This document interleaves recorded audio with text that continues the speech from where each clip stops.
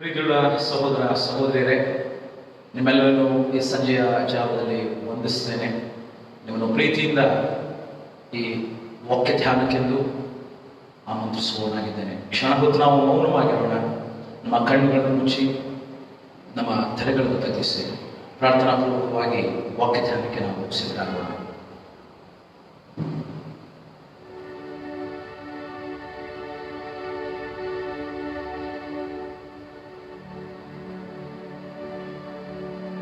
ಪ್ರೀತಿಯುಳ್ಳ ಕರ್ತನಾಗಿರುವ ದೇವರೇ, ನಾಮಕ್ಕೆ ಸ್ತೋತ್ರವಾಗಲಿ.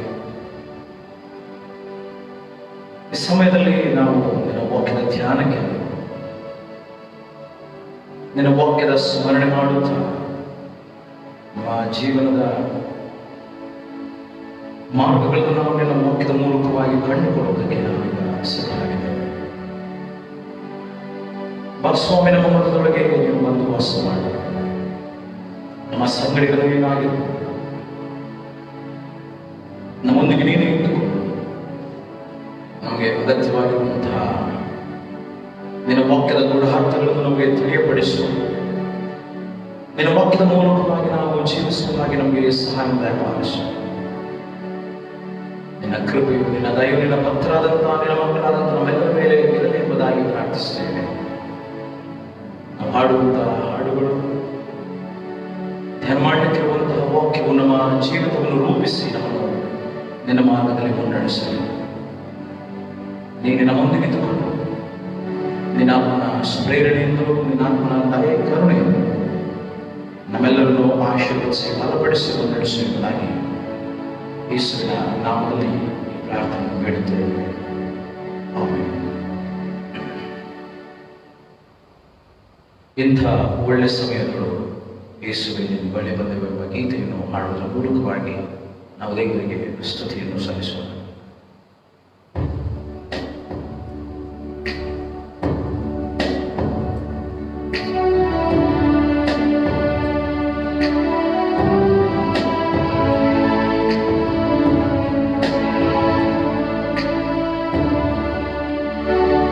ಇಂಥ ಒಳ್ಳೆ ಸಮಯ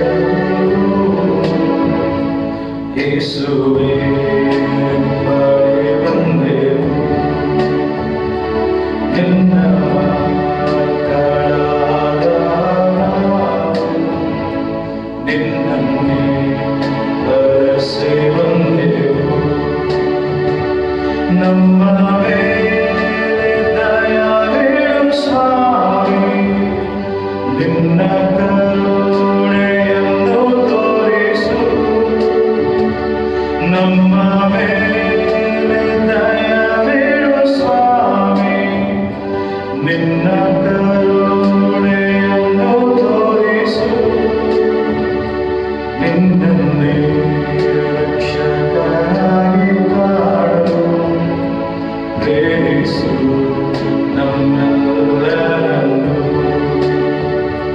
ನಿನ್ನನ್ನೇ ರಕ್ಷಕನಾಗಿ ಕಾಣು, ಪ್ರೇರಿಸು ನಮ್ಮೆಲ್ಲರನ್ನು. ಇಂಥ ಒಳ್ಳೆ ಸಮಯಗಳು ಯೇಸುವೇ ನಿಮ್ಮ ಬಳಿ ಬಂದೆವು.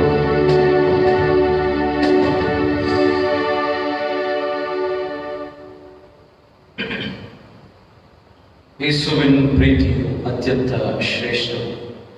ಅದರ ಆಳ, ಅಗಲ, ಉದ್ದ ಅಳೆಯಲು ಸಾಧ್ಯ. ದೇವರ ಪ್ರೀತಿಯನ್ನು ತನ್ನ ಮಗನ ಮೂಲಕವಾಗಿ ವ್ಯಕ್ತಪಡಿಸಿರುವಂತಹ ಈ ಗೀತೆಯನ್ನು ಹಾಡುವುದರ ಮೂಲಕ ದೇವರ ನಾಮಕ್ಕೆ ನಾವು ಮಹಿಮೆಯನ್ನು ಸಲ್ಲಿಸೋಣ. ಯೇಸುವಿನ ಪ್ರೀತಿ ಅತ್ಯಂತ ಶ್ರೇಷ್ಠ.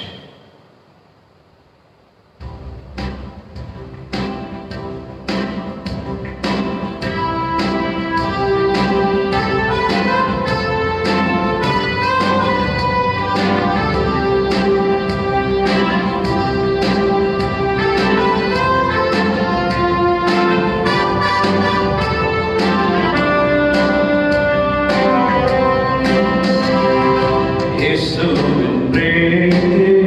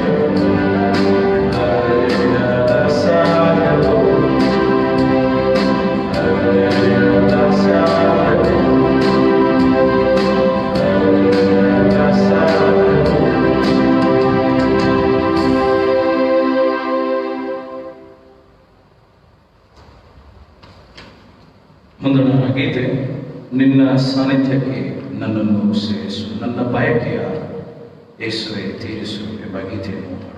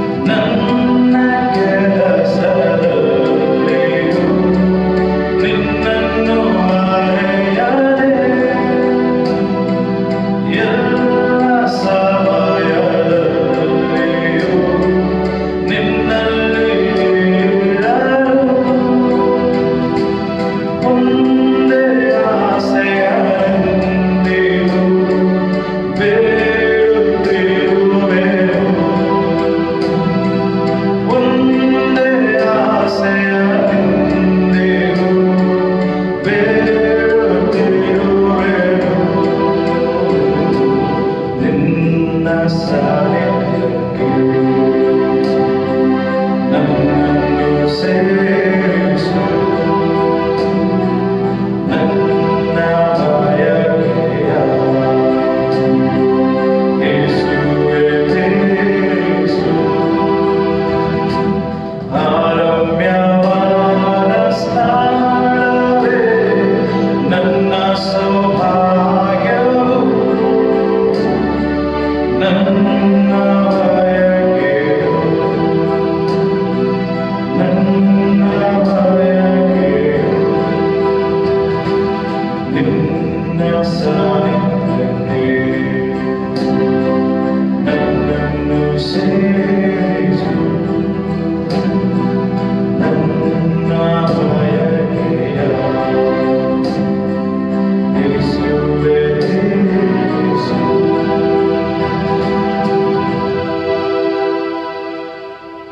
ಪ್ರಾರ್ಥನೆ.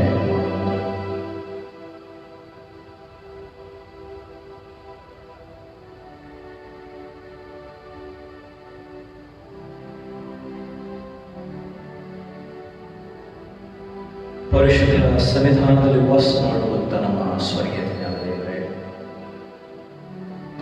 ನಿನ್ನ ಪರಿಶುದ್ಧ ನಾಮಕ್ಕೆ ಘನವು ಮಹಿಮೆ ಉಂಟಾಗಲಿ. ನಿನ್ನ ಪರಿಶುದ್ಧ ಸನ್ನಿಧಾನದಲ್ಲಿ ನಾವು ಸೇರುವುದಕ್ಕೆ ನಮಗೆ ನಿನ್ನ ವಾಕ್ಯದ ಗುಣಾರ್ಥವನ್ನು ನಮಗೆ ತಿಳಿಯಪಡಿಸು. ಅದರ ಪ್ರಕಾರವಾಗಿ ನಾವು ಜೀವಿಸುವಾಗ ನಮಗೆ ಸಹಾಯವನ್ನು ಸಹ ನಮಗೆ ಅನುಗ್ರಹಿಸು.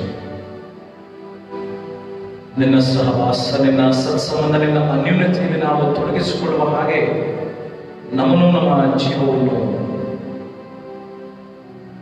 ನೀನು ನಿನ್ನ ಆತ್ಮನ ಮೂಲಕವಾಗಿ ತೋರಿಸಿ ನಡೆಸು. ನಮಗೆ ಅಗತ್ಯವಿರುವಂತಹ ಸಂಗತಿಗಳು ನಮಗೆ ತಿಳಿಯಪಡಿಸಿ ನಾವು ನಿನ್ನಲ್ಲಿ ಹೆಚ್ಚಳ ಪಡುವವರು, ನಿನ್ನ ಮೂಲಕವಾಗಿ ಜೀವಿಸುವವರು ಆಗಿದ್ದುಕೊಂಡು ಮನುಷ್ಯ ಗುಣ ಲೌಕಿಕ ಜೀವಿತವನ್ನು ನಾವು ತೊರೆದು ನಿನ್ನವರಾಗಿ ನಾವು ಜೀವಿಸುವುದಕ್ಕೆ ನಮಗೆ ಸಹಾಯ ದಯಪಾಲಿಸು. ಈ ವಾಕ್ಯ ಧ್ಯಾನ ನಮ್ಮನ್ನು, ನಮ್ಮ ಬದುಕನ್ನು ಪಾವನಗೊಳಿಸಿ ನಿನ್ನ ಹಾದಿಯಲ್ಲಿ ನಡೆಸುವುದಕ್ಕೆ ಸಹಾಯವನ್ನು ನೀಡಲಿ ಎಂಬುದಾಗಿ ಯೇಸುವಿನ ನಾಮದಲ್ಲಿ ಈ ಪ್ರಾರ್ಥನೆಯನ್ನು ಬೇಡುತ್ತೇವೆ. ಆಮೆನ್.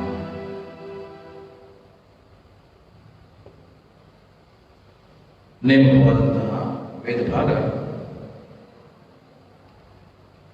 ಫಿಲಿಪ್ಪಿಯವರಿಗೆ ಬರೆದ ಪತ್ರಿಕೆ 3ನೇ ಅಧ್ಯಾಯ ಮೊದಲ 8 ವಚನಗಳು. ಫಿಲಿಪ್ಪಿಯವರಿಗೆ ಬರೆದ ಪತ್ರಿಕೆ 3ನೇ ಅಧ್ಯಾಯ ಪ್ರಾರಂಭದ 8 ವಚನಗಳನ್ನು ಆಲಿಸೋಣ. ಕಡೆ ಮಾತಿನಿಂದ ನನ್ನ ಸಹೋದರರೇ, ಕರ್ತನಲ್ಲಿ ಸಂತೋಷ ಪಡೆದಿ. ಮೊದಲು ತಿಳಿಸಿದ ಮಾತುಗಳನ್ನು ತಿರುಗಿ ನಿಮಗೆ ಬರೆಯುವುದರಲ್ಲಿ ನನಗೇನು ಬೇಸರವಿಲ್ಲ. ನಿಮ್ಮನ್ನಾದರೂ ಅದು ದೃಢ ಮಾಡುವುದು. ಆ ನಾಯಿಗಳಿಗೆ ಎಚ್ಚರಿಕೆಯಾಗಿರಿ, ದುರ್ಮನಸ್ಸಿನಿಂದ ಕೆಲಸ ಮಾಡುವವರಿಗೆ ಎಚ್ಚರಿಕೆಯಾಗಿರಿ. ಸುನ್ನತಿ ಎಂದು ಹೇಳಿಕೊಂಡು ಅಂಗಚ್ಛೇದನ ಮಾಡುವವರಿಗೆ ಎಚ್ಚರಿಕೆಯಾಗಿರಿ. ನಿಜವಾದ ಸುನ್ನತಿಯವರು ಯಾರೆಂದರೆ ದೇವರಾತ್ಮನಿಂದ ಪ್ರೇರೇಪಿತರಾಗಿ ಆರಾಧಿಸುವವರು, ಕ್ರಿಸ್ತ ಯೇಸುವಿನಲ್ಲಿ ಹರ್ಷಗೊಳ್ಳುವವರು, ಶರೀರ ಸಂಬಂಧವಾದವುಗಳಲ್ಲಿ ಭರವಸವಿಲ್ಲದವರು ಆಗಿರುವ ನಾವೇ. ನಾನಾದರೂ ಶರೀರ ಸಂಬಂಧವಾದವುಗಳಲ್ಲಿಯೂ ಭರವಸವಿಟ್ಟರೂ ಬಿಡಬಹುದು. ಬೇರೆ ಯಾವನಾದರೂ ಶರೀರ ಸಂಬಂಧವಾದವುಗಳಲ್ಲಿ ಭರವಸೆ ಬಿಡಬಹುದೆಂದು ಯೋಚಿಸುವುದಾದರೆ ನಾನು ಅವನಿಗಿಂತಲೂ ಹೆಚ್ಚಾಗಿ ಹಾಗೆ ಯೋಚಿಸಬಹುದು. ಹುಟ್ಟಿದ 8ನೆಯ ದಿನದಲ್ಲಿ ನನಗೆ ಸುನ್ನತಿಯಾಯಿತು. ನಾನು ಇಸ್ರಾಯೇಲ್ ವಂಶದವನು, ಬೆನ್ಯಾಮೀನನ ಕುಲದವನು, ಇಬ್ರಿಯರಿಂದ ಹುಟ್ಟಿದ ಇಬ್ರಿಯನು. ನೇಮನಿಷ್ಠೆಗಳನ್ನು ನೋಡಿದರೆ ನಾನು ಫರಿಸಾಯನು, ಮತಾಸಕ್ತಿಯನ್ನು ನೋಡಿದರೆ ನಾನು ಕ್ರೈಸ್ತ ಸಭೆಯ ಹಿಂಸಕನು. ಧರ್ಮಶಾಸ್ತ್ರದಲ್ಲಿ ಹೇಳಿರುವ ನೀತಿಯನ್ನು ನೋಡಿದರೆ ನಾನು ನಿರ್ದೋಷಿ. ಆದರೆ ನನಗೆ ಲಾಭವಾಗಿದ್ದಂಥವುಗಳನ್ನು ಕ್ರಿಸ್ತನ ನಿಮಿತ್ತ ನಷ್ಟವೆಂದೆಣಿಸಿದ್ದೇನೆ. ಇಷ್ಟೇ ಅಲ್ಲದೆ ನನ್ನ ಕರ್ತನಾದ ಕ್ರಿಸ್ತ ಯೇಸುವನ್ನು ಅರಿಯುವುದೇ ಅತಿ ಶ್ರೇಷ್ಠವಾದದೆಂದು ತಿಳಿದು ನಾನು ಎಲ್ಲವನ್ನು ನಷ್ಟವೆಂದೆಣಿಸುತ್ತೇನೆ. ಆತನ ನಿಮಿತ್ತ ನಾನು ಎಲ್ಲವನ್ನು ಕಳಕೊಂಡು ಅದನ್ನು ಕಸವೆಂದೆಣಿಸುತ್ತೇನೆ. ಪ್ರೀತಿಯುಳ್ಳ ಸಹೋದರ ಸಹೋದರಿಯರೇ,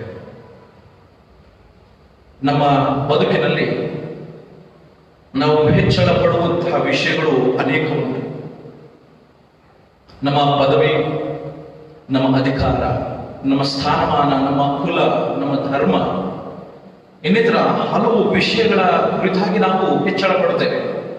ನಾವು ಇಂತಹ ವರ್ಗಕ್ಕೆ, ಇಂತಹ ಪಂಗಡಕ್ಕೆ ಅಥವಾ ಇಂತಹ ಇಂಥವರಾಗಿ ನಾವು ಶ್ರೇಷ್ಠ ಒಂದು ಸಮುದಾಯದಲ್ಲಿ ಶ್ರೇಷ್ಠ ಒಂದು ಜೀವಿತವನ್ನು ನಾವು ಜೀವಿಸ್ತಾ ಇದ್ದೇವೆ ಎಂಬುದಾಗಿ, ನಮಗೆ ಹಣದ ಇಲ್ಲವೇ ಆಸ್ತಿ ಅಂತಸ್ತಿನ ಅಧಿಕಾರದ ಇಲ್ಲವೇ ನಮ್ಮಲ್ಲಿನ ಒಳ್ಳೆಯತನದ ವಿಷಯದಲ್ಲಿ ನಾವು ಹೆಮ್ಮೆ ಪಡುತ್ತೇವೆ ಮತ್ತು ಹೊಗಳಿ ಕೊಡುತ್ತೇವೆ. ಆದರೆ ಅವು ಯಾವುವೂ ಸಹ ಕ್ರಿಸ್ತನ ನಿಮಿತ್ತವಾಗಿ ಯೋಗ್ಯವಲ್ಲ ಮತ್ತು ಸರಿಸಾಟಿಯಲ್ಲ. ಹಾಗಾಗಿ ನಾವು ಕ್ರಿಸ್ತನ ಮಾದರಿಯಲ್ಲಿ ಇರುವುದಾದರೆ, ಕ್ರಿಸ್ತನ ಸಹವಾಸದಲ್ಲಿ ಕ್ರಿಸ್ತನ ವಾಕ್ಯದ ಪ್ರಕಾರ ನಮ್ಮನ್ನು ನಾವು ತೊಡಗಿಸಿಕೊಳ್ಳುತ್ತಾ ಜೀವಿಸ್ತಾ ಇರುವುದಾದರೆ ಮಾತ್ರ ಅದು ಶ್ರೇಷ್ಠವಾದ ಜೀವಿತ, ಶ್ರೇಷ್ಠವಾದಂಥ ಬದುಕು, ನಮ್ಮ ಶ್ರೇಷ್ಠವಾದಂಥ ಸಾಧನೆ. ನಾವು ಲೋಕದಲ್ಲಿ ಅನೇಕ ಸಾಧನೆಗಳನ್ನು ಮಾಡಿ ಬಹುಮಾನಗಳನ್ನು ಸನ್ಮಾನಗಳನ್ನು ನಾವು ಪಡೆಯಬಹುದು.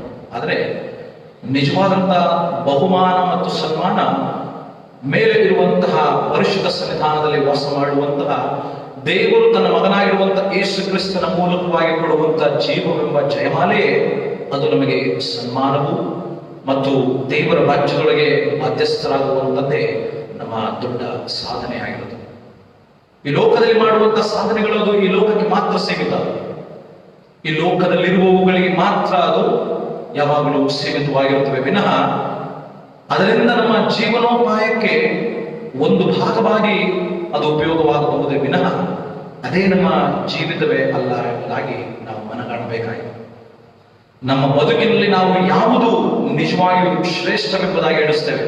ಒಂದು ವೇಳೆ ಅದು ನಮ್ಮ ಅಂದ ಚಂದಗಳ ಸೌಂದರ್ಯದ ಸಂಗತಿಗಳಿರಬಹುದು, ಇಲ್ಲವೇ ನಾವು ಸಂಪಾದನೆ ಮಾಡುವಂತ ಹಣ ಆಸ್ತಿ ಅಂತಸ್ತಿರಬಹುದು, ಇಲ್ಲವೇ ನಾವು ಕುಳಿತುಕೊಳ್ಳುವಂತಹ ಇಲ್ಲವೇ ನಾವು ಆಡಳಿತ ನಡೆಸುವಂತಹ ಅಧಿಕಾರ ಸ್ಥಾನಮಾನವಿರಬಹುದು, ಇಲ್ಲವೇ ನಾವು ಬದುಕುವಂತಹ ನಮ್ಮ ಒಳ್ಳೆತನ, ಇಲ್ಲವೇ ನಮ್ಮ ಸ್ವಭಾವಗಳಿರಬಹುದು. ಇವು ಸಹ ದೇವರ ಮುಂದೆ ಶ್ರೇಷ್ಠವಾದದ್ದಲ್ಲ. ಬದಲಾಗಿ ದೇವರ ವಾಕ್ಯಾನುಸಾರವಾಗಿ, ದೇವರ ಚಿತ್ತಾನುಸಾರವಾಗಿ ಯಾರ್ಯಾರು ತಮ್ಮ ಬದುಕಿನಲ್ಲಿ ಅದನ್ನು ಅಳವಡಿಸಿಕೊಂಡು ಅದರ ಸಲುವಾಗಿ ನಡೆಯುವಂಥವರಾಗಿರ್ತಾರೋ ಅದು ದೊಡ್ಡ ಸಾಧನೆ, ಅದು ಸಾರ್ಥಕವಾದಂಥ ಜೀವಿತ. ಇಷ್ಟಲ್ಲದೆ ಅದಕ್ಕೂ ಮಿಗಿಲಾಗಿ ಕ್ರಿಸ್ತನನ್ನು ಅರಿತುಕೊಂಡು ಕ್ರಿಸ್ತನಲ್ಲಿ ನಾವು ನೆಲೆಗೊಂಡು ಕ್ರಿಸ್ತನಲ್ಲಿರುವವರಾಗಿ ನಾವು ಜೀವಿಸುವಂಥದ್ದೇ ಬಹುಶ್ರೇಷ್ಠವಾದಂತಹ ಜೀವಿತವಾಗಿ ದೇವರು ನಮ್ಮನ್ನು ಪರಿಗಣಿಸುವವನಾಗಿದ್ದಾನೆ. ಆ ಮೂಲಕವಾಗಿ ನಾವು ಮಾಡುವಂತಹ ಸಾಧನೆಗಳೇ ನಿಜವಾದಂತಹ ಸಾಧನೆಗಳು ಎಂಬುದಾಗಿ ನಾವು ಮನಗಣಬೇಕು. ಪೌಲನ ಮಾತುಗಳನ್ನು ನಾವು ಗಮನಿಸುವುದಾದರೆ ಆತನ ಸಾಧನೆಯ ಕುರಿತಾಗಿ ಆತನು ಇಲ್ಲವೇ ಆತನ ಶ್ರೇಷ್ಠತೆಯ ಕುರಿತಾಗಿ ಮಾತನಾಡುವಾಗ ಬಹಳ ಅರ್ಥಗರ್ಭಿತವಾಗಿ ಆತನು ಹೇಳ್ತಾನೆ. 5ನೇ ವಚನದಿಂದ ಗಮನಿಸುವುದಾದರೆ ಫಿಲಿಪ್ಪಿ 3:5 ಆತನು ತನ್ನ ಇಹಲೋಕದ ಸಾಧನೆಗಳ ಕುರಿತಾಗಿ ಮಾತನಾಡುತ್ತಾನೆ. ಇಹಲೋಕದ ಶ್ರೇಷ್ಠತೆಯ ಕುರಿತಾಗಿ ಮಾತನಾಡುವುದಾಗಿದೆ. ಹುಟ್ಟಿದ 8ನೇ ದಿನದಲ್ಲಿ ನನಗೆ ಸುನ್ನತಿ ಆಯಿತು ಎಂಬುದಾಗಿ. ಸುನ್ನತಿ ಅದು ಯಹೂದ್ಯರ ಪ್ರಕಾರ 8ನೇ ದಿನದಲ್ಲಿ ಆಗಬೇಕು. ನಾವು ಸಹ ಕ್ರೈಸ್ತ ಧರ್ಮದ ಪ್ರಕಾರ, ಕ್ರೈಸ್ತ ವಿಶ್ವಾಸದ ಪ್ರಕಾರ ನಾವು 40ನೇ ದಿನಕ್ಕೆ ಮಗುವನ್ನು ದೀಕ್ಷಾ ಸ್ನಾನ ಮಾಡಿಸಬೇಕು. ಹಾಗೆಯೇ ಅವರನ್ನು ಹೇಳುವಂತ ಮಾತು, ನಾನು ಇಸ್ರಾಯೇಲ್ ವಂಶದವನು ಎಂಬುದಾಗಿ. ಇಸ್ರಾಯೇಲ್ ವಂಶ ದೇವರು ಆರಿಸಿಕೊಂಡಂತ ಜನಾಂಗ, ದೇವರ ಪ್ರೀತಿಯ ಮಕ್ಕಳು, ದೇವರ ಪ್ರೀತಿಯ ಪ್ರಜೆಗಳು, ದೇವರ ಆತ್ಮೀಯ ಜನಾಂಗವಾಗಿರುವಂತಹ ವಂಶಕ್ಕೆ ನಾನು ಸೇರಿದ್ದೇನೆ ಎಂಬುದಾಗಿ ಆತನು ಅಲ್ಲಿ ಹೇಳುವವನಾಗಿದ್ದಾನೆ. ಮತ್ತು ಆತನ ಕುಲ ಬೆನ್ಯಾಮೀನನ ಕುಲ ಎಂಬುದಾಗಿ ಹೇಳುತ್ತದೆ. ಆರಿಸಿಕೊಂಡಂತಹ ಜನಾಂಗದಲ್ಲಿ ಅವನ ಕುಲವೂ ಸಹ ಬೆನ್ಯಾಮೀನನ ಕುಲ ಎಂಬುದಾಗಿ ಹೇಳ್ತಾನೆ. ಇಬ್ರಿಯರಿಂದ ಹುಟ್ಟಿದ ಇಬ್ರಿಯನು ಎಂಬುದಾಗಿ ಬಹಳ ಪರಿಶುದ್ಧವಾದಂತಹ ಅವನ ಹುಟ್ಟುವಿಕೆಯ ಜನನದ ಕುರಿತಾಗಿ ಹೇಳ್ತಾನೆ. ಅಂದ್ರೆ ಯಾವುದೇ ರೀತಿಯಾದಂತಹ ಅಂತರ್ಧರ್ಮೀಯ ಇಲ್ಲವೇ ಅಂತರ್ವಿಶ್ವಾಸಗಳ ನಡುವೆ ಆದಂತಹ ವಿವಾಹದಿಂದ ನಾನು ಹುಟ್ಟಿದವನಲ್ಲ, ಬದಲಾಗಿ ಒಂದೇ ಪರಿಶುದ್ಧವಾದಂತಹ ಅಬ್ರಹಾಮನ ಸಂತತಿಯ ಮೂಲದಿಂದ ನನ್ನ ರಕ್ತ ಅಂತಹ ರಕ್ತ ಎಂಬುದಾಗಿ ಆತನ ಮಾತುಗಳು ಇಲ್ಲಿ ಕಂಡುಬರುತ್ತದೆ. ನೇಮನಿಷ್ಠೆಗಳನ್ನು ನೋಡಿದರೆ ನಾನು ಫರಿಸಾಯನು ಎಂಬುದಾಗಿ. ನೇಮನಿಷ್ಠೆಗಳನ್ನು ಅನುಸರಿಸುವುದರಲ್ಲಿ ಬಹಳ ಕಟ್ಟುನಿಟ್ಟು ಫರಿಸಾಯ ಪಂಗಡದವರಾಗಿದ್ದರು. ನೇಮನಿಷ್ಠೆಗಳನ್ನು ಚಾಚುತಪ್ಪದೆ ಪಾಲಿಸುತ್ತಾ ಇದ್ದಂಥವರು, ನೇಮನಿಷ್ಠೆಗಳಿಗೆ ಬಹಳಷ್ಟು ಗಂಭೀರವಾದಂತಹ ಆಚರಣೆಯಿಂದ ತೊಡಗಿಸಿಕೊಂಡಂಥವರು ಫರಿಸಾಯರು. ಮಾತ್ರವಲ್ಲದೆ ಅವರು ಪುನರುತ್ಥಾನದ ವಿಷಯದಲ್ಲಿ ನಂಬಿಗಸ್ತಿಕೆಯುಳ್ಳಂಥವರಾಗಿದ್ದರು. ಅದನ್ನು ನಂಬುತ್ತಿದ್ದಂತಹ ವ್ಯಕ್ತಿಗಳು ಅವರಾಗಿದ್ದರು. ಮತಾಸಕ್ತಿಯನ್ನು ನೋಡಿದರೆ ನಾನು ಕ್ರೈಸ್ತ ಸಭೆಯ ಹಿಂಸಕನು ಎಂಬುದಾಗಿ. ಯೇಸು ಕ್ರಿಸ್ತನನ್ನು ಅರಿಯುವವನ್ನ, ಯೇಸು ಕ್ರಿಸ್ತನ ದರ್ಶನವನ್ನು ಪಡೆಯುವ ಮುನ್ನ, ಯೇಸುವನ್ನು ತನ್ನ ರಕ್ಷಕನನ್ನಾಗಿ ಅಂಗೀಕರಿಸಿಕೊಳ್ಳುವ ಮುನ್ನ ಆತನು ಕ್ರೈಸ್ತರನ್ನು ಹಿಂಸಿಸುತ್ತಿದ್ದ. ಯಾಕಂದ್ರೆ ಕ್ರಿಸ್ತನ ವಿಚಾರದಲ್ಲಿ ಆತನಿಗೆ ಯಾವುದೇ ರೀತಿಯಾದ ಅರಿವಿರಲಿಲ್ಲ. ಕ್ರಿಸ್ತನು ಬಂದದು ಈ ಲೋಕದ ರಕ್ಷಣೆಗಾಗಿ, ತನಗೋಸ್ಕರ ಎಂಬುದಾಗಿ ಆತನು ಅರಿತುಕೊಂಡವನಾಗಿರಲಿಲ್ಲ. ಹಾಗಾಗಿ ಅವನು ತನ್ನ ಧರ್ಮದ ವಿಷಯದಲ್ಲಿ, ತನ್ನ ದೇವರ ವಿಷಯದಲ್ಲಿ ಬಹಳ ಕಟ್ಟುನಿಟ್ಟಾಗಿ ಆಚರಣೆ ಮಾಡಿದೆ. ಯಾಕಂದ್ರೆ ಯೆಹೂದ್ಯರಲ್ಲಿ ಯೆಹೋವನೊಬ್ಬನೇ ದೇವರೇ ಹೊರತು ಮತ್ತಾರೂ ಇಲ್ಲ ಎಂಬುದಾಗಿ. ಹಾಗಾಗಿ ಆ ಸಂದರ್ಭದಲ್ಲಿ ಅವನ ಸಮಕಾಲೀನದ ಒಂದು ಕಾಲದಲ್ಲಿ ಯೇಸುವನ್ನು ಆರಾಧನೆ ಮಾಡುತ್ತಿದ್ದಂಥ ವೇಳೆಯಲ್ಲಿ ಯಾಕೆ ಇವರು ಬೇರೊಂದು ಮನುಷ್ಯರನ್ನು ಆರಾಧನೆ ಮಾಡುತ್ತಾರೆ ಎಂಬುದಾಗಿ ನೋಡುವಾಗ ಆ ಒಂದು ಸಂದರ್ಭದಲ್ಲಿ ಆ ಕ್ರೈಸ್ತ ಸಭೆಗಳನ್ನು ಹಿಂಸಿಸುವವನಾಗಿದ್ದ. ಅವನ ಅಭಿಮಾನ, ಅವನ ಪ್ರೀತಿ ಎಷ್ಟಿತ್ತು ಎಂಬುದಾಗಿ ನೋಡುವುದಾದ್ರೆ ಅವನ ಅಭಿಮಾನವು, ಪ್ರೀತಿಯು ಅವನನ್ನು ಅಗ್ನಿಯಂತೆ ದಹಿಸುವಂತಹ ರೀತಿಯಲ್ಲಿತ್ತು ಎಂಬುದಾಗಿ ಹೇಳ್ತದೆ. ಹಾಗಾಗಿ ಅವನು ಕ್ರೈಸ್ತ ಸಭೆ ಹಿಂಸಕನಾಗಿದ್ದ. ಅವನ ಮತಾಸಕ್ತಿ, ಅವನ ಧರ್ಮದ ಮೇಲಿನ ಪ್ರೀತಿ, ಅವನ ಅಭಿಮಾನ ಬಹಳ ಹೆಚ್ಚಾಗಿತ್ತು. ಮಾತ್ರವಲ್ಲದೆ ಧರ್ಮಶಾಸ್ತ್ರದಲ್ಲಿ ಹೇಳಿರುವ ನೀತಿಯನ್ನು ನೋಡಿದರೆ ಆತನು ನಿರ್ದೋಷಿ ಎಂಬುದಾಗಿ ಹೇಳ್ತಾರೆ. ಧರ್ಮಶಾಸ್ತ್ರದ ದಶಾಜ್ಞೆಗಳು, ನಿಯಮಗಳು, ಷರತ್ತುಗಳನ್ನು ಕಟ್ಟುನಿಟ್ಟಾಗಿ ಬಹಳ ಗಂಭೀರವಾಗಿ, ನಿಷ್ಠೆಯಿಂದ, ಪ್ರಾಮಾಣಿಕತೆಯಿಂದ, ಭಯ ಭಕ್ತಿಯಿಂದ ಪಾಲಿಸಿದಂಥ ವ್ಯಕ್ತಿ ಆದದರಿಂದ ನಾನು ನಿರ್ದೋಷಿ ಎಂಬುದಾಗಿ ಹೇಳ್ತಾನೆ. ಆದರೆ ನನಗೆ ಲಾಭವಾಗಿದ್ದಂಥವುಗಳನ್ನು, ಅವನಿಗೆ ಲಾಭವಾಗಿರುವಂತಹ ಇಸ್ರಾಯೇಲ್ ವಂಶ, ಬೆನ್ಯಾಮೀನ್ ಕುಲ, ಇಬ್ರಿಯರಲ್ಲಿ ಹುಟ್ಟಿದ ಇಬ್ರಿಯ, ನಾನು ನೇಮ ನಿಷ್ಠೆಗಳನ್ನು ಪಾಲಿಸುವುದರಲ್ಲಿ ಬಹಳ ಕಟ್ಟುನಿಟ್ಟು ಎಂಬುದಾಗಿ ಹೇಳಿದಂಥವನು ಫರಿಸಾಯನು ನಾನು. ಮತ್ತು ಧರ್ಮಶಾಸ್ತ್ರದಲ್ಲಿ ನಾನು ಆಚರಿಸಿದಂಥ ಎಲ್ಲ ನಿಯಮಗಳಿಂದ ನಾನು ಯಾವುದೇ ದೋಷವಿಲ್ಲದವನು ಎಂಬುದಾಗಿ ಇವೆಲ್ಲವುಗಳು ಅವನಿಗೆ ಲಾಭವಾಗಿದ್ದಂಥವುಗಳೇ. ದೇವರ ಆಶೀರ್ವಾದವನ್ನು ಪಡೆಯುವುದಕ್ಕೆ, ದೇವರ ಸತ್ಸಂಗದಲ್ಲಿ ಜೀವಿಸುವುದಕ್ಕೆ, ದೇವರ ಒಂದು ಎಲ್ಲ ಪರಿಪಾಲನೆಯಲ್ಲಿ, ಪೋಷಣೆಯಲ್ಲಿ ತನ್ನನ್ನು ಬಾಧ್ಯಸ್ಥನಾಗುವುದಕ್ಕೆ ಇವೆಲ್ಲವೂ ಸಾಧನಗಳಾಗಿತ್ತು, ಇವೆಲ್ಲವೂ ಪೂರಕವಾಗಿತ್ತು ಎಂಬುದಾಗಿ ಆತನು ನೆನೆಸ್ತಾನೆ. ಆದರೆ ಒಂದು ಮಾತು ಮಾತ್ರ ಹೇಳ್ತಾನೆ 7ನೇ ವಚನದಲ್ಲಿ, ಆದರೆ ಇವೆಲ್ಲವೂ ನನಗೆ ಲಾಭವಾಗಿದ್ದಂಥವುಗಳೇ, ಕ್ರಿಸ್ತನ ನಿಮಿತ್ತ ನಷ್ಟವೆಂದೆಣಿಸ್ತೇನೆ. ಯಾಕಂದ್ರೆ ಕ್ರಿಸ್ತನ ನಿಮಿತ್ತ ನಷ್ಟವೆಂದೆಣಿಸ್ತೇನೆ. ಯಾಕಂದ್ರೆ ಯಾರ ಹೃದಯದಲ್ಲಿ, ಯಾರ ಮನಸ್ಸಿನಲ್ಲಿ, ಯಾರ ಜೀವನದಲ್ಲಿ ಕ್ರಿಸ್ತನು ಇರುವುದಿಲ್ಲವೋ, ಕ್ರಿಸ್ತನಿಲ್ಲದಂತಹ ಜೀವಿತ ಅದು ಶೂನ್ಯ, ಅದು ವ್ಯರ್ಥ, ಅದು ಮರಣಕ್ಕೆ ಇಲ್ಲವೇ ಸಾವಿಗೆ ಸೂಚನೆ ಆಗುತ್ತೆ. ಹಾಗಾಗಿ ಹೇಳ್ತಾನೆ, ಕ್ರಿಸ್ತನ ನಿಮಿತ್ತ ಇವೆಲ್ಲವುಗಳನ್ನು ನಷ್ಟವೆಂದೆಣಿಸ್ತೇನೆ. ನಾವು ಕ್ರಿಸ್ತನ ನಿಮಿತ್ತ ನಾವು ಏನು ಬೇಕಾದ್ರೂ ಕಳ್ಕೊಳ್ಳಬಹುದು.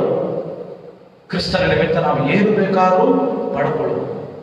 ಆದರೆ ಕ್ರಿಸ್ತನನ್ನೇ ನಾವು ಕಳ್ಕೊಳ್ಳುವಂಥದ್ದು ಜೀವವನ್ನೇ ಕಳ್ಕೊಳ್ಳುವಂಥದ್ದಾಗಿದೆ.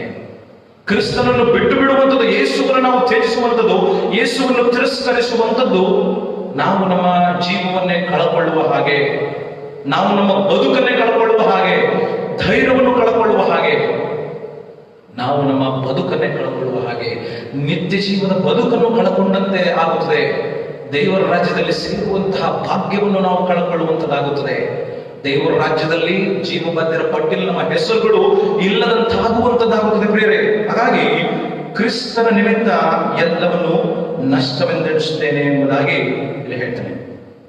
ಯಾಕೆ ಕ್ರಿಸ್ತನ ನಿಮಿತ್ತವಾಗಿ ನಮಗೆ ನಷ್ಟ? ಯೇಸು ಸ್ವಾಮಿ ಹೇಳ್ತಾನೆ, ಪೇತ್ರನು ಯೇಸು ಸ್ವಾಮಿಯನ್ನು ಪ್ರಶ್ನೆ ಮಾಡುವಾಗ ಆ ಪೇತ್ರನ ಪ್ರಶ್ನೆಗೆ ಯೇಸು ಸ್ವಾಮಿ ಕೊಡುವ ಉತ್ತರ ಮತ್ತಾಯನ ಸುವಾರ್ತೆಯಲ್ಲಿ ನಾವು ಗಮನಿಸುವುದಾದರೆ ಆತನು ಹೇಳುವಂತ ಮಾತು 19ನೇ ಅಧ್ಯಾಯ 29ನೇ ವಚನದಲ್ಲಿ. ಮತ್ತಾಯನ ಸುವಾರ್ತೆ 19ನೇ ಅಧ್ಯಾಯ 29ನೇ ವಚನ.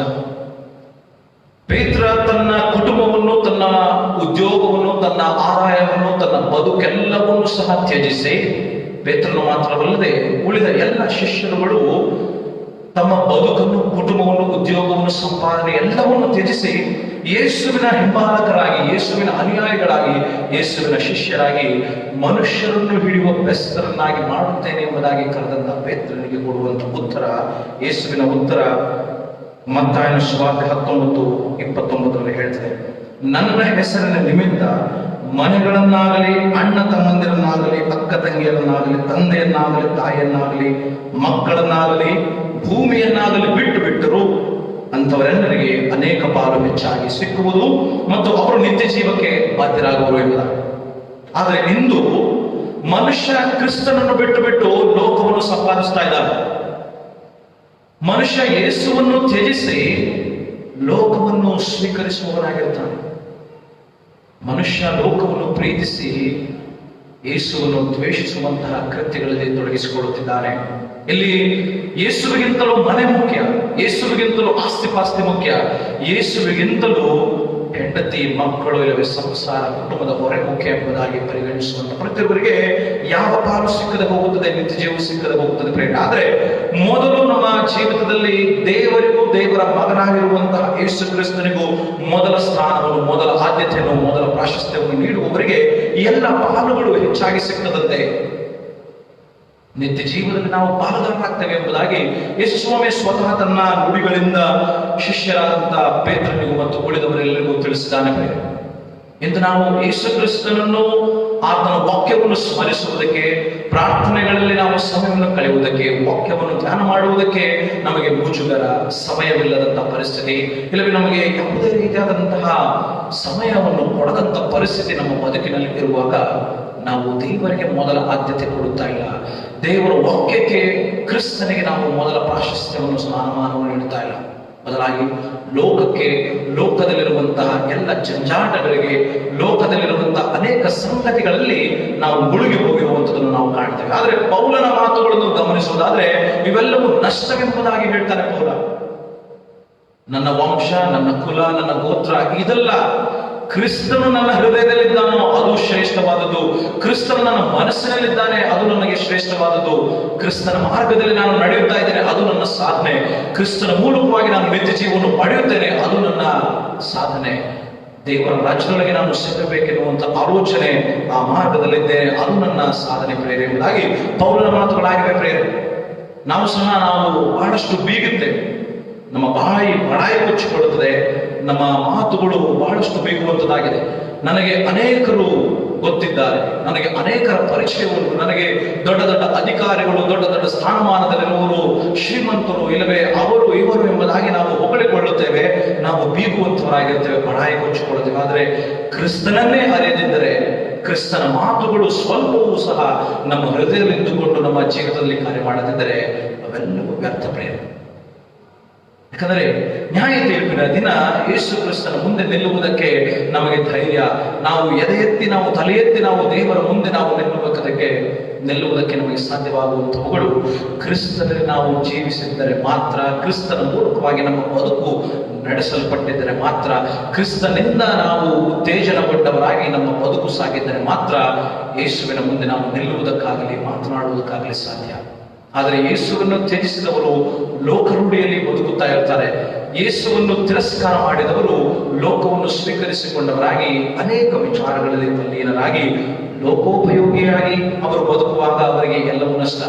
ಒಬ್ಬ ವ್ಯಕ್ತಿ ಇಡೀ ಲೋಕವನ್ನೇ ಸಂಪಾದಿಸಿಕೊಂಡರೂ ಯೇಸು ಕ್ರಿಸ್ತನನ್ನು ಸಂಪಾದಿಸದೆ ಹೋದರೆ ಅದು ಪ್ರಾಣ ನಷ್ಟಪಟ್ಟಾಗ ಅವನಿಗೆ ಯಾವ ರೀತಿಯಾದಂತಹ ಪ್ರಯೋಜನವಿಲ್ಲ ಎಂಬುದಾಗಿ ಯೇಸು ಸ್ವಾಮಿ ಹೇಳ್ತಾರೆ. ಇಡೀ ಲೋಕದಲ್ಲಿ ನಾವು ಎಲ್ಲರನ್ನು, ಜನರನ್ನು ಸಂಪಾದಿಸಬಹುದು, ಹಣ ಸಂಪಾದಿಸಬಹುದು, ಆಸ್ತಿ ಅಂತಸ್ತು, ಇಲ್ಲವೇ ಅಧಿಕಾರ ಸ್ಥಾನಮಾನ ಸಂಪಾದನೆ ಮಾಡಬಹುದು. ಆದರೆ ಯೇಸುವನ್ನು ನಾವು ಸ್ವೀಕರಿಸದೆ ಹೋದರೆ, ಯೇಸುವನ್ನು ನಮ್ಮ ಮನಸ್ಸಿನಲ್ಲಿ ನಾವು ಅಂಗೀಕರಿಸದೆ ಹೋಗಿದ್ದರೆ ನಮ್ಮ ಬದುಕು ಸಾರ್ಥಕವಾಗುವುದಿಲ್ಲ, ನಮ್ಮ ಬದುಕು ಸಾಧನೆಯಾಗುವುದಕ್ಕೆ ಸಾಧ್ಯವಿರುವುದಿಲ್ಲ. ನಾವು ಕ್ರಿಸ್ತನ ರಾಜ್ಯದಲ್ಲಿ, ಕ್ರಿಸ್ತನ ಐಕ್ಯದಲ್ಲಿ ನಾವು ನೆಲೆಗೊಳ್ಳುವುದಕ್ಕೆ ಸಾಧ್ಯವಿಲ್ಲ ಪ್ರೇರೆ. ಆದರೆ ಪೌಲನ ಮತ್ತೊಂದು ಮಾತುಗಳನ್ನು ನಾವು ಗಮನಿಸೋಣ. ಕೊರಿಂಥದ ಮೊದಲನೇ ಪತ್ರ, ಮೊದಲನೇ ಅಧ್ಯಾಯ 31ನೇ ವಚನ. ಕೊರಿಂಥದ ಮೊದಲನೇ ಪತ್ರ, ಮೊದಲನೇ ಅಧ್ಯಾಯ 31ನೇ ವಚನ. ವಾಕ್ಯ ಭಾಗ ಹೇಳ್ತದೆ, ಹೆಚ್ಚಳ ಪಡುವವನು ಕರ್ತನಲ್ಲಿಯೇ ಹೆಚ್ಚಳ ಪಡಲಿ ಎಂಬ ವೇದೋಕ್ತಿ ನೆರವೇರುವುದಕ್ಕೆ ಇದರಿಂದ ಮಾರ್ಗವಾಯಿತು ಎಂಬುದಾಗಿ. ನಾವು ಹೆಚ್ಚಳ ಪಡುವಂಥದ್ದು ನಾವು ಕರ್ತನಲ್ಲಿಯೇ. ನಮ್ಮ ಹಣದಲ್ಲಿ, ಆಸ್ತಿಯಲ್ಲಿ, ಅಂತಸ್ತಿನಲ್ಲಿ, ಅಧಿಕಾರ ಸ್ಥಾನಮಾನದಲ್ಲಿ ನಮ್ಮ ಜ್ಞಾನ, ನಮ್ಮ ಬುದ್ಧಿ, ತಿಳುವಳಿಕೆ ಅಲ್ಲ. ಯಾಕಂದ್ರೆ ಪೌಲನು ಮುಂದುವರಿಸಿ ಹೇಳುತ್ತಾನೆ 2ನೇ ಅಧ್ಯಾಯ 1ನೇ ವಚನದಲ್ಲಿ, ಸಹೋದರರೇ, ನಾನಂತೂ ದೇವರು ಹೇಳಿಕೊಟ್ಟ ಮಾತನ್ನು ತಿಳಿಸುವವನಾಗಿ ನಿಮ್ಮ ಬಳಿಗೆ ಬಂದಾಗ. ನೋಡಿ, ದೇವರು ಹೇಳಿಕೊಟ್ಟ ಮಾತನ್ನು ತಿಳಿಸುವವನಾಗಿ ಬಂದಾಗ ಪೌಲನು ತನ್ನ ಸಭೆಗಳನ್ನು ಸ್ಥಾಪನೆ ಮಾಡುವಾಗ, ಜನಗಳನ್ನು ಸಂಧಿಸುವಾಗ, ಸುವಾರ್ಥ ಕಾರ್ಯವನ್ನು ಮಾಡಿದಾಗ ಅವನು ತನ್ನ ಆಲೋಚನೆಯಂತೆ, ಜ್ಞಾನದಂತೆ, ತಿಳುವಳಿಕೆಯಂತೆ ಅವನು ಯಾವುದೇ ಮಾತುಗಳನ್ನು ಆಡಲಿಲ್ಲ, ಸುವಾರ್ತೆಯನ್ನು ಸಾರಲಿಲ್ಲ, ಸಭೆಗಳನ್ನು ಸ್ಥಾಪನೆ ಮಾಡಲಿಲ್ಲ. ಬದಲಾಗಿ ಆತನು ಹೇಳ್ತಾನೆ ನೋಡ್ರಿ 3ನೇ ಸಾಲಿನಲ್ಲಿ, ವಾಕ್ಚಾತುರ್ಯದಿಂದಾಗಲಿ ಜ್ಞಾನಾಡಂಬರದಿಂದಾಗಲಿ ಬರಲಿಲ್ಲ ಎಂಬುದಾಗಿ. ನೋಡಿ, ಅವನಿಗೆ ವಾಕ್ಚಾತುರ್ಯ, ಅವನಿಗೆ ವಾಕ್ಚತುರ. ಪೌಲ ಒಬ್ಬ ವಾಕ್ಚತುರನಾಗಿದ್ದ, ಜ್ಞಾನಿಯಾಗಿದ್ದ, ತತ್ವಶಾಸ್ತ್ರಿಯನ್ನು ಬಲ್ಲವನಾಗಿದ್ದ. ಅವನೊಬ್ಬ ಗ್ರೀಕ್ ತತ್ವಶಾಸ್ತ್ರವನ್ನು, ಅವನ ಸಮಕಾಲೀನವಾದಂತಹ ಜ್ಞಾನವನ್ನು ಪಡಕೊಂಡವನಾಗಿದ್ದವನು. ಅವನು ವಾಕ್ಚತುರನೂ ಸಹ ಆಗಿದ್ದವನು. ಜ್ಞಾನದಲ್ಲಿಯೂ, ತಿಳುವಳಿಕೆಯಲ್ಲಿಯೂ, ಬುದ್ಧಿಯಲ್ಲಿಯೂ ಬಹಳ ಅತ್ಯುತ್ತಮನಾಗಿದ್ದವನು. ಗಮಲೀಯನ ಶಿಷ್ಯನು ಎಂಬುದಾಗಿ ನಾವು ಮಾತು ಬಿಡಬಾರದು. ಅಂತಹ ಪಾಂಡಿತ್ಯವನ್ನು, ಅಂತಹ ಜ್ಞಾನವನ್ನು, ಅಂತಹ ತಿಳುವಳಿಕೆಯನ್ನು, ತತ್ವಗಳನ್ನು ಹೊಂದಿದವನು, ಪಡಕೊಂಡವನು ಮತ್ತು ತಿಳಿದವನು ಆಗಿದ್ದಂತ ಪೌಲನು ಹೇಳುವಂತ ಮಾತು, ನಾನು ವಾಕ್ಚಾತುರ್ಯದಿಂದಾಗಲಿ ಜ್ಞಾನಾಡಂಬರದಿಂದಾಗಲಿ ಬರಲಿಲ್ಲ. ಯಾಕಂದ್ರೆ ಇಹಲೋಕದ ಜ್ಞಾನ ಅದು ನಶಿಸುವಂಥದ್ದು. ಇಹಲೋಕದ ತಿಳುವಳಿಕೆಗಳು, ಇಹದಲ್ಲಿರುವಂತಹ ಎಲ್ಲವೂ ಸಹ ನಾಶವಾಗುವಂತವುಗಳಾಗಿವೆ. ಲೋಕದ ಮೇಲಾಗಲಿ, ಲೋಕದಲ್ಲಿರುವಂತಹ ಯಾವುದರಲ್ಲಾಗಲಿ ನೀವು ಮಮತೆ ಇಡಬೇಡ್ರಿ, ಪ್ರೀತಿ ಇಡಬೇಡ್ರಿ, ಅದನ್ನು ನಶಿಸಿ ಹೋಗುತ್ತದೆ ಎಂಬುದಾಗಿ ಯೋಹಾನ ತನ್ನ ಪತ್ರಿಕೆಯಲ್ಲಿ ಬರೆಯುತ್ತಾನೆ. ಹಾಗಾಗಿ ನಾವು ಲೋಕದಲ್ಲಿರುವಂತಹ ಯಾವುದರ ಮೇಲೆ ನಂಬಿಕೊಂಡು, ಆಹಾರ ಮಾಡಿಕೊಂಡು, ಅದರೊಳಗೆ ನಾವು ಬದುಕುತ್ತಾ, ಅದನ್ನೇ ನಾವು ಸ್ವೀಕರಿಸ್ತಾ, ಅದೇ ನಮ್ಮ ಜೀವಿತ, ಬದುಕು, ಬಾಳು ಎಂಬುದಾಗಿ ನೆನೆಸುತ್ತಾ ಇದ್ದರೆ ನಾವು ನಾಶವಾಗುತ್ತೇವೆ, ನಾವು ಮರಣವನ್ನು ಹೊಂದುತ್ತೇವೆ. ಆದರೆ ಪೌಲನು ಹೇಳುವಂತ ಮಾತು 5ನೇ ವಚನವನ್ನು ಗಮನಿಸುವುದಾದರೆ ಹೇಳ್ತಾನೆ, 5ನೇ ವಚನದಲ್ಲಿ, ನಿಮ್ಮ ನಂಬಿಕೆಯು ಮನುಷ್ಯ ಜ್ಞಾನವನ್ನು ಆಧಾರ ಮಾಡಿಕೊಳ್ಳದೆ. ನೋಡಿ, ನಮ್ಮ ನಂಬಿಕೆ ಮನುಷ್ಯನ ಜ್ಞಾನ, ವಿವೇಕ, ತಿಳುವಳಿಕೆಯನ್ನು ಆಧಾರ ಮಾಡಿಕೊಳ್ಳಬಾರದಂತೆ ದೇವರ ಶಕ್ತಿಯನ್ನು ಆಧಾರ ಮಾಡಿಕೊಂಡಿರಬೇಕೆಂದು ನನ್ನ ಬೋಧನೆಯಲ್ಲಿಯೂ ಪ್ರಸಂಗದಲ್ಲಿಯೂ ಮನವೊಲಿಸುವ ಜ್ಞಾನ ವಾಕ್ಯಗಳನ್ನು ನಾನು ಪ್ರಯೋಗಿಸಿದೆ. ದೇವರಾತ್ಮನ ಬಲವನ್ನು ತೋರ್ಪಡಿಸುವ ವಾಕ್ಯಗಳನ್ನೇ ಪ್ರಯೋಗಿಸಿದನು ಎಂಬುದಾಗಿ ಹೇಳ್ತಾನೆ.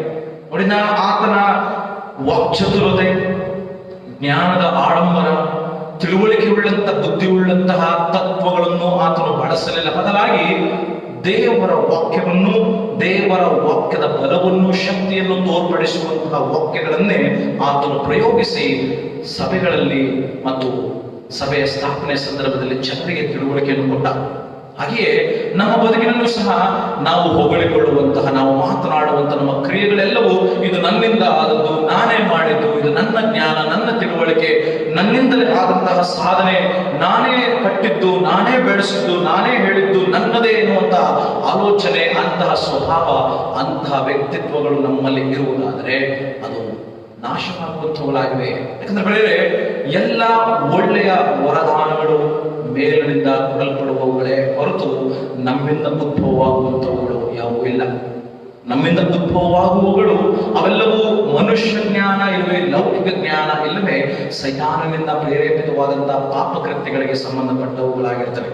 ಆದರೆ ದೇವರ ಜ್ಞಾನ, ದೈವಿಕ ಗುಣ, ದೈವಿಕ ಲಕ್ಷಣ ಅದು ದೇವರನ್ನು ಪ್ರತಿಬಿಂಬಿಸುವಂತಹ, ದೇವರ ಪ್ರತಿನಿಧೀಕರಣದ, ಇಲ್ಲವೇ ದೇವರ ಮಾರ್ಗದಲ್ಲಿ ನಡೆಯುವುದಕ್ಕೆ, ದೇವರನ್ನು ಮಹಿಮೆ ಪಡಿಸುವುದಕ್ಕೆ, ದೇವರ ನಾಮಕ್ಕೆ ಘನತೆಯನ್ನು ಉಂಟು ಮಾಡುವುದಕ್ಕೆ ಹೊರಬರುವಂತವುಗಳಾಗಿವೆ.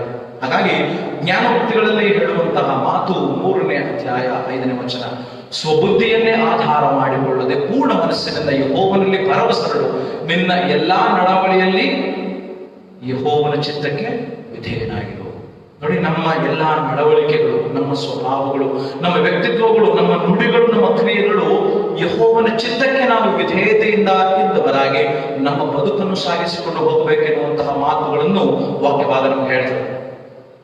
ನನ್ನ ಅಧಿಕಾರ ಶ್ರೇಷ್ಠ, ನಾನು ಏನನ್ನು ಕೊಳ್ಳಬಲ್ಲೆ, ನಾನು ಏನನ್ನು ನಿರ್ಧಾರವನ್ನು ತೆಗೆದುಕೊಂಡು ತೀರ್ಮಾನವನ್ನು ಮಾಡಿ ನಾನು ಏನನ್ನು ಬೇಕಾದರೂ ಸಾಧನೆ ಮಾಡಬಲ್ಲೆ ಎಂಬುದಾಗಿ ಹೇಳುವುದಾದರೆ ಖಚಿತವಾಗಿ ಅದು ಸಾಧ್ಯವಿಲ್ಲ. ನನಗೆ ಹಣವಿದೆ, ನಾನು ಏನನ್ನು ಸಹ ಕೊಂಡುಕೊಳ್ಳಬಹುದು. ನೆಮ್ಮದಿಯನ್ನು, ಸಮಾಧಾನವನ್ನು, ಶಾಂತಿಯನ್ನು ಕೊಂಡುಕೊಳ್ಳುವುದಕ್ಕೆ ಸಾಧ್ಯವ? ಅಂತಿಮವಾಗಿ ನಾವು ದೇವರ ರಾಜ್ಯವನ್ನು ಕೊಂಡುಕೊಳ್ಳುವುದಕ್ಕೆ ಸಾಧ್ಯವ ಪ್ರೇರೆ? ಸಾಧ್ಯವಿಲ್ಲ ಪ್ರೇರೆ. ನಾವು ದೊಡ್ಡ ದೊಡ್ಡ ಮನೆಗಳನ್ನು, ಅರಮನೆಗಳನ್ನು ಕಟ್ಟಿಕೊಳ್ಳಬಹುದು, ಜಗತ್ತನ್ನೇ ಕಟ್ಟಬಹುದು. ಆದರೆ ದೇವರ ರಾಜ್ಯದ ಕಟ್ಟುವಿಕೆಯೊಳಗೆ ನಮ್ಮ ಪ್ರವೇಶವಾಗುವುದಕ್ಕೆ ಕ್ರಿಸ್ತನಲ್ಲಿ ನಾವು ಜೀವಿಸ್ತಾ ಇರಬೇಕು. ಕ್ರಿಸ್ತನಲ್ಲಿ ನಾವು ಒಳಗೊಂಡವರಾಗಿರಬೇಕು. ಕ್ರಿಸ್ತನ ಸಹವಾಸದಲ್ಲಿ, ಕ್ರಿಸ್ತನ ಮನಸ್ಸುಳ್ಳವರಾಗಿ ನಾವು ಜೀವಿಸುವಂತವರಾಗಿರಬೇಕು. ಕೊರಿಂಥದ 2ನೇ ಪತ್ರದಲ್ಲಿ ಪೌಲನು ಹೇಳ್ತಾನೆ ಬಹಳ ಚಂದವಾಗಿ, ಶರೀರ ಸಂಬಂಧವಾದವುಗಳ ಮೇಲೆ ನೀವು ಮನಸ್ಸಿರಬೇಡ್ರಿ ಎಂಬುದಾಗಿ. 5ನೇ ಅಧ್ಯಾಯ ಕೊರಿಂಥದ 2ನೇ ಪತ್ರ, ಕೊರಿಂಥದ 2ನೇ ಪತ್ರ 5ನೇ ಅಧ್ಯಾಯ 16 ಮತ್ತು 17ನೇ ವಚನ ಹೇಳ್ತಾನೆ, ಹೀಗಿರಲಾಗಿ ಇಂದಿನಿಂದ ನಾವು ಯಾರನ್ನು ಶರೀರ ಸಂಬಂಧವಾಗಿ ಅರಿತುಕೊಳ್ಳುವುದಿಲ್ಲ, ಕ್ರಿಸ್ತನನ್ನು ಕೂಡ ನಾವು ಶರೀರ ಸಂಬಂಧವಾಗಿ ತಿಳಿದಿದ್ದರೂ ಇನ್ನು ಮುಂದೆ ಆತನನ್ನು ಹಾಗೆ ತಿಳ್ಕೊಳ್ಳುವುದಿಲ್ಲ. ಹೀಗಿರಲಾಗಿ ಯಾವನಾದರೂ ಕ್ರಿಸ್ತನಲ್ಲಿದ್ದರೆ ಅವನು ನೂತನ ಸೃಷ್ಟಿಯಾದರೂ ನಮ್ಮ ಜೀವಿತ ನೂತನವಾಗಬೇಕು.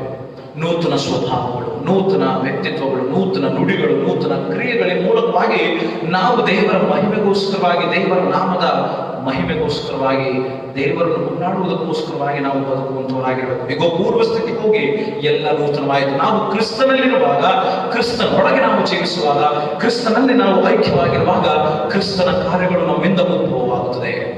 ಕ್ರಿಸ್ತನ ಮನಸ್ಸುಳ್ಳಂತಹ ಮಾತುಗಳು, ಕ್ರಿಸ್ತನ ಮನಸ್ಸಿನಲ್ಲಿರುವಂತಹ ಆ ಪ್ರೀತಿ, ಮಮತೆ, ವಾತ್ಸಲ್ಯ, ಆ ಎಲ್ಲ ಸಂಗತಿಗಳು ನಮ್ಮಿಂದ ಹೊರಬರುವುಗಳಾಗಿವೆ. ಶರೀರ ಸಂಬಂಧವಾದಂತಹ ಕರ್ಮಗಳು ಬಹಳ ಪ್ರಸಿದ್ಧವಾಗಿದೆ ಅಂತೆ. ಶರೀರ ಸಂಬಂಧವಾದಂತಹ ಕರ್ಮಗಳು ಬಹಳ ಪ್ರಸಿದ್ಧವಾಗಿವೆ. ಅದ್ಯಾವುವು? 5ನೇ ಅಧ್ಯಾಯ ಗಲಾತ್ಯ 5:19, ಗಲಾತ್ಯ 5:19 ಹೇಳ್ತದೆ, ಶರೀರ ಭಾವದ ಕರ್ಮಗಳು, ಶರೀರ ಭಾವಕ್ಕೆ ಸಂಬಂಧಪಟ್ಟಂತಹ ಅರಿವು ಇಲ್ಲವೇ ತಿಳುವಳಿಕೆಗಳು ಯಾವುದು? ಅದು ಬಹಳ ಪ್ರಸಿದ್ಧವಾಗಿರುವಂತವುಗಳು ಏನೆಂದರೆ ಜಾರತ್ವ, ಬಂಡುತನ, ನಾಚಿಕೆಗೇಡಿತನ, ವಿಗ್ರಹ ಆರಾಧನೆ, ಮಾಟ, ಹಗೆತನ, ಜಗಳ, ಹೊಟ್ಟೆಕಿಚ್ಚು, ಸಿಟ್ಟು, ಕಕ್ಷಭೇದ, ಭಿನ್ನಮತ, ಮತ್ಸರ, ಕುಡಿಕತನ, ದುಂದೌತಣ ಇಂಥವುಗಳೇ.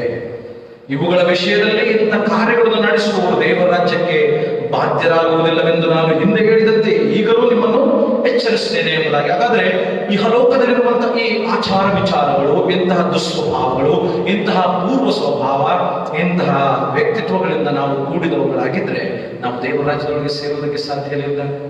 ಕ್ರಿಸ್ತನಲ್ಲಿ ನಾವಿರುವುದಕ್ಕೆ ಸಾಧ್ಯವಿಲ್ಲ. ಕ್ರಿಸ್ತನು ನಮ್ಮೊಳಗಿದ್ದಾನೆ ಎನ್ನುವುದಕ್ಕೂ ಸಾಧ್ಯವಿಲ್ಲ. ನಾವು ಆಡುವಂತಹ ಹೊಲಸು ಮಾತುಗಳು ನಾಡಿ ನಾವು ಕ್ರಿಸ್ತನವರು ಎಂಬುದಾಗಿ ಹೇಳಿದರೆ ದೇವರ ನಾಮಕ್ಕೆ ಅಪಕೀರ್ತಿಯನ್ನು, ಅವಮಾನವನ್ನು ಮಾಡುವಂತದ್ದಾಗಿರ್ತದೆ.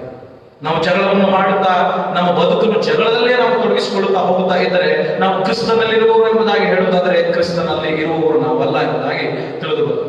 ನಾವು ದಿನಪ್ರತಿ ನಾವು ದುಸ್ವಭಾವಗಳಿಂದ, ದುಶ್ಚಟಗಳಿಂದ ನಾವು ಕುಡಿಕತನದಲ್ಲಿ, ಇಲ್ಲವೇ ವಿವಿಧ ರೀತಿಯಾದಂತಹ ಹಲವು ಕೆಟ್ಟ ಹವ್ಯಾಸಗಳನ್ನು ನಾವು ಇಟ್ಟುಕೊಂಡವರಾಗಿದ್ದು ನಾವು ಕ್ರಿಸ್ತನವರು, ಕ್ರಿಸ್ತನು ನನ್ನಲ್ಲಿದ್ದಾನೆ, ನಾನು ಕ್ರಿಸ್ತನಲ್ಲಿದ್ದೇನೆ ಎಂಬುದಾಗಿ ಹೇಳುವುದಾದರೆ ನಾವು ಕ್ರಿಸ್ತನವರಲ್ಲ, ದೇವರ ರಾಜ್ಯಕ್ಕೆ ಸೇರುವುದಿಲ್ಲ, ದೇವರ ಸಹವಾಸದಲ್ಲಿ ಇದ್ದವರಲ್ಲ.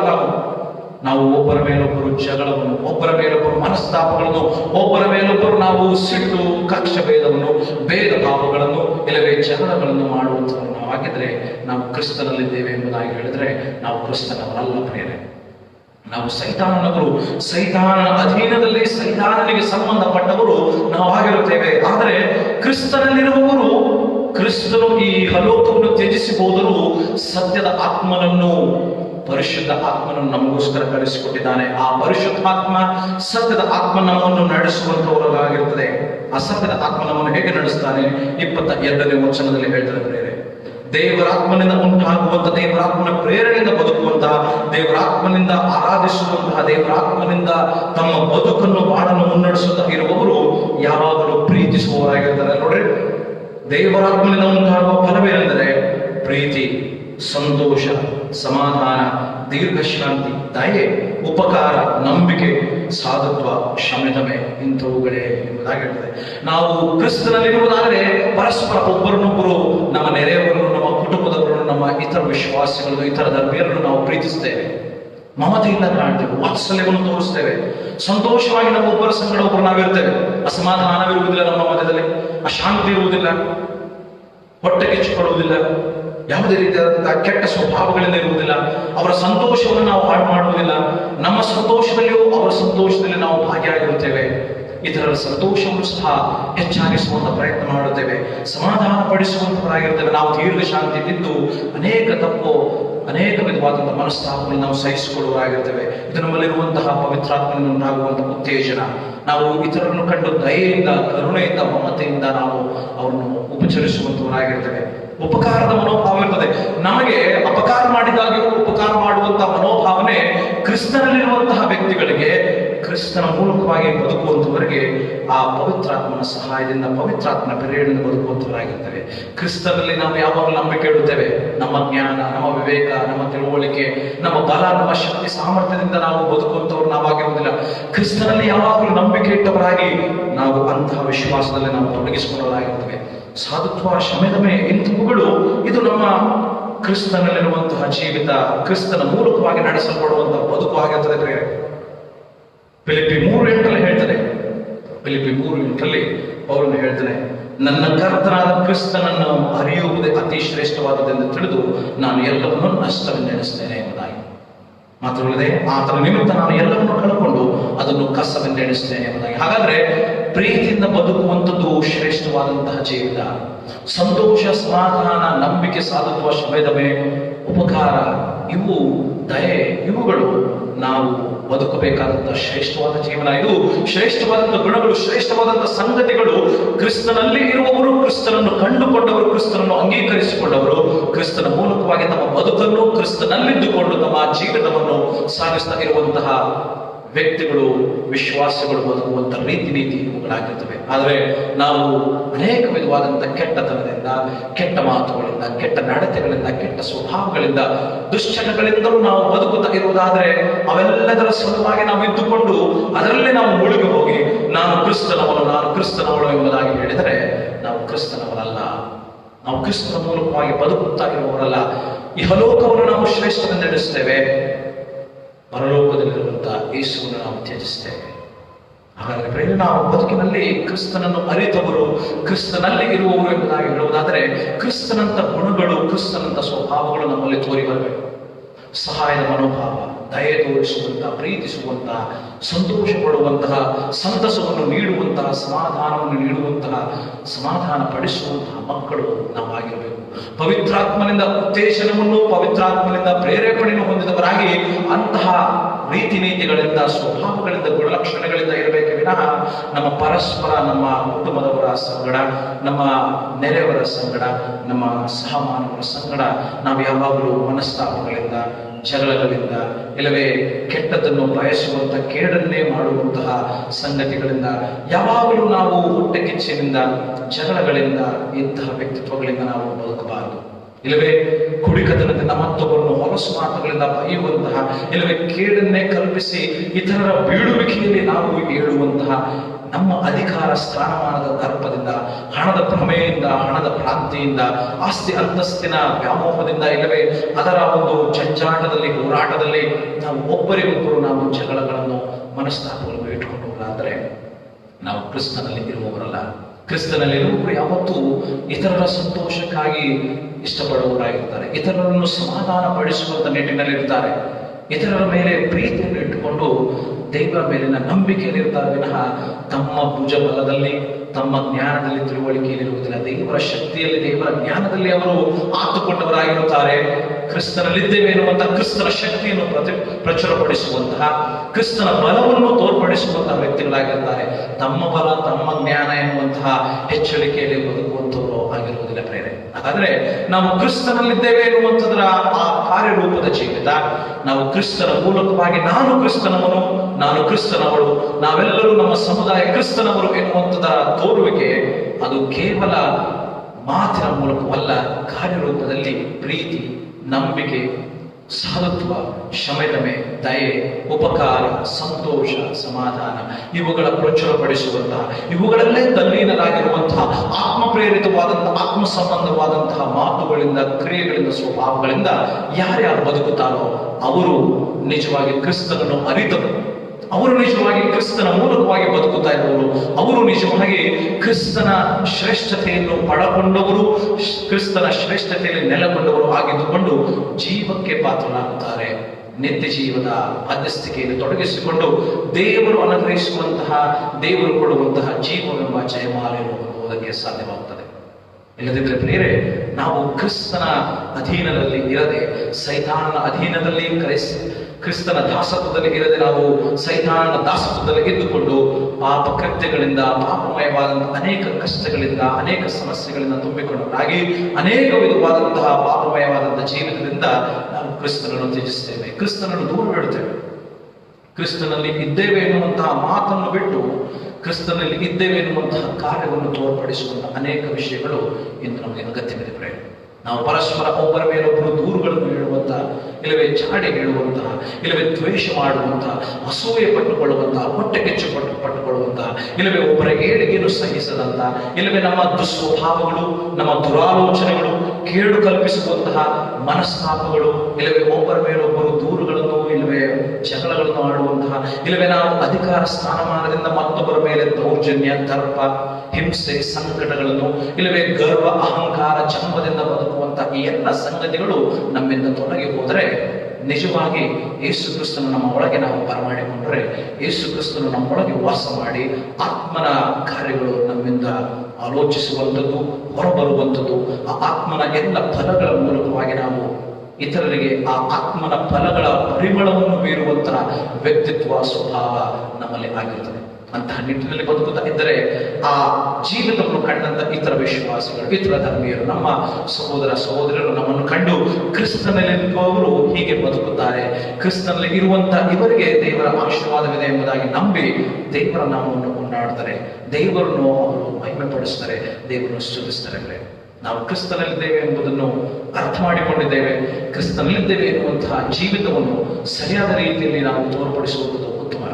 ಅಧಿಕಾರ ಸ್ಥಾನಮಾನವಲ್ಲ, ಹಣ, ಆಸ್ತಿ, ಅಂತಸ್ತು ಅಲ್ಲ, ನನ್ನ ಜ್ಞಾನ, ನಮ್ಮ ತಿಳುವಳಿಕೆ, ನಮ್ಮ ಬುದ್ಧಿ, ನಮ್ಮ ಶಕ್ತಿ, ನಮ್ಮ ಆದಾಯ ಸಂಪಾದನೆ ಅಲ್ಲ, ಇಲ್ಲವೇ ನಮ್ಮದೇ ಆದಂತಹ ಆಲೋಚನೆಗಳಲ್ಲ, ಬದಲಾಗಿ ದೇವರಿಂದ ಬರುವಂತಹ ಆಲೋಚನೆಗಳು, ದೇವರ ಮೂಲಕವಾಗಿ ಬರುವಂತಹ ವಾಕ್ಯ, ದೇವರಿಂದ ಉಚ್ಚರಿಸಲ್ಪಟ್ಟಂತಹ, ದೇವರ ಮೂಲಕವಾಗಿ, ತನ್ನ ಮಗನ ಮೂಲಕವಾಗಿ, ಆತ್ಮನ ಮೂಲಕವಾಗಿ ಕೊಡಲ್ಪಟ್ಟಂತಹ ಈ ಸದ್ವೇದ ವಾಕ್ಯದ ಮೂಲಕವಾಗಿ ನಾವು ಅದರಂತೆ ಜೀವಿಸುವಂಥದ್ದೇ ಕ್ರಿಸ್ತನನ್ನು ಅರಿತುಕೊಂಡಂತ ಜೀವಿತ, ಕ್ರಿಸ್ತನಲ್ಲಿ ಇದ್ದವರ ಜೀವಿತವಾಗಿರುತ್ತದೆ. ನನ್ನ ನಿಮ್ಮೆಲ್ಲರ ಬದುಕು ಈ ರೀತಿಯಾಗಿ ಪವಿತ್ರಾತ್ಮನಿಂದಾದಂತಹ ಫಲಗಳ ಮೂಲಕವಾಗಿ ಸದಾಕಾಲವು ತುಂಬಿಕೊಂಡಿರಲಿ, ಸದಾಕಾಲವಂತಹ ಪರಿಮಳವನ್ನು ಬೀರುವಂತಹ ಬದುಕು ನಮ್ಮದಾಗಿರಲಿ. ಅದು ಮಾತ್ರ ಜೀವಕ್ಕೆ ಸೇರುತ್ತೇವೆ. ಕರ್ತನಲ್ಲಿ ನಾವು ಹೆಚ್ಚಳ ಪಡುತ್ತಾ ನಾವು ಕರ್ತನ ನಾಮಕ್ಕೆ ಮಹಿಮೆಯನ್ನು ತರುವಂತವರಾಗಿರ್ತೇವೆ. ಹೀಗಾಗುವಂತೆ ದೇವರಾತ್ಮ ನಮಗೆ ಸಹಾಯವನ್ನು ನಿತ್ಯ ಕಾಲಕ್ಕೆ ನಮಗೆ ಅನುಗ್ರಹಿಸಲಿ. ಆಮೇಲೆ ಪ್ರಾರ್ಥನೆ.